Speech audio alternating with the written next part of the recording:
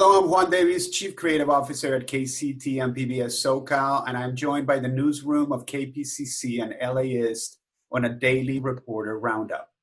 We're here today with education editor Tony Marcano and the entire education reporters at KPCC and LAist to talk about what going back to school will look like when we are still in the middle of a pandemic. Kyle, can you bring us up to speed with the LA Unified School District's plans? Yeah, so today is the first day of a new academic year in LAUSD, and the district's kicking it off with what they call the Smart Start, which is basically 2 days of orientation. And then starting on Thursday, really in earnest, the district's plan is for most students to begin learning from about 9 to 2:15 every day, and then they'll have at least about 90 minutes a day of live real-time interaction with their teachers. Now, LAUSD, like districts all across California, are trying to comply with a new state law that mandates live daily engagement with students. And we don't really know how long the district is going to be staying in this mode because public health orders apply here. I was actually on an LAUSD campus today, and though there aren't that many kids, there are a lot of staff members there helping answer phone calls and help talk parents through all of the technical challenges they have as they log on for this first day. Districts and schools around Southern California have handed out millions of meals since campuses closed in March, but this school year, well, that could change, and Carla's been looking into why. Yeah, it's a complicated process, but big picture, normally schools do provide meals for free to students who qualify for them based on need.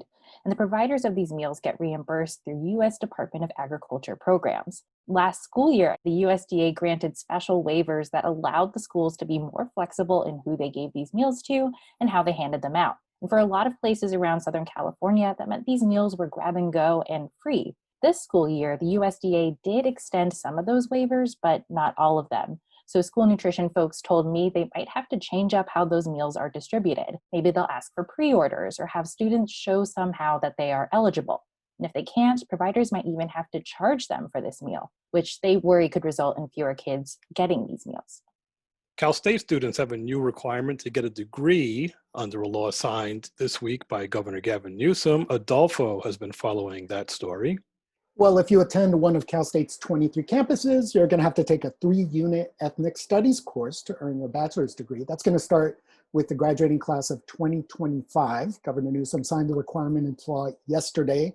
After a strong social media campaign from the Cal State Faculty Union, this law overrides a requirement passed last month by Cal State administrators, and it keeps the classes more tightly focused on Black, Latino, Asian, and Native American studies. And it gives ethnic studies faculty an important role in creating the requirement.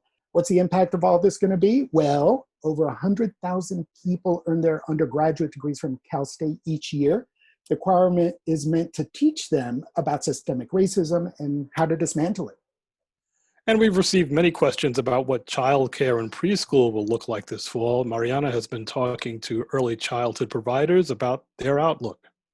So just to give you some context, last year there were almost 22,000 kids enrolled in LAUSD's early childhood programs, and that includes preschool and transitional kindergarten.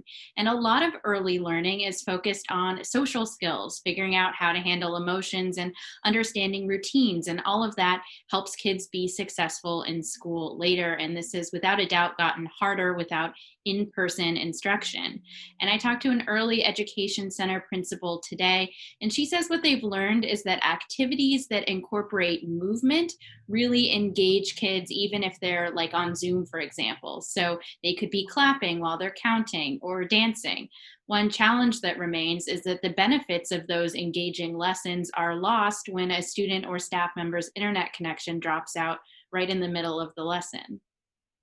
All of you, I'm curious, has there been any training for teachers as to how to really use this new form of education to actually do their job the best they can?